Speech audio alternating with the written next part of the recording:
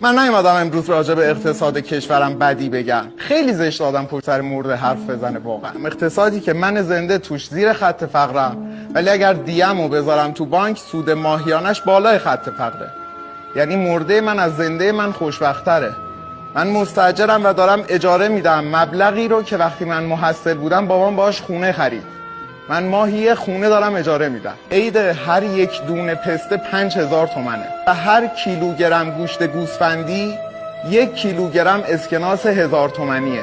البته نگران نباشید، یخزده وارداتیش هست که میشه صف وایساد و به شکل قسطی خریداری کرد. ماشین نیست، گوشته که باید صف وایسیم و قسطی خریداریش کنیم. همه جای شهر رو که نگاه کنید مستقیما تبلیغ تن فروشیه. ولی نگران نکنید خودتون. راجع به اون چیزی که شما فکر میکنید حرف نمیزنم. راجع به فروش قرنیه حرف میزنم، کلیه حرف میزنم، کبد، مغز و استخون. حقیقت شما دارید بحث میکنید که میتونن اقتصاد رو درست کنن یا نمیتونن.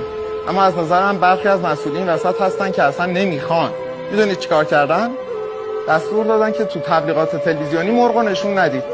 مردم میبینن دلشون میخواد. به این اعتقاد دارن که نگهداری از آدم گرسنه راحت تره.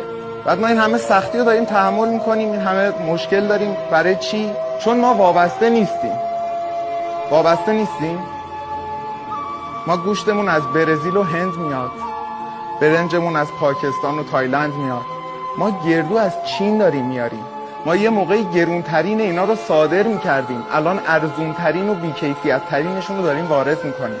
پس این خود تحقیری نیست. ما ملت محقری نیستیم که حقیر زندگی کنیم. چون تواناییشو داریم، چون منابعش رو داریم، شاکیم از این وضع. از مردم جمع بشیم، یک مجمعی تشکیل بدیم به اسم مجمع تشخیص مصلحت مردم.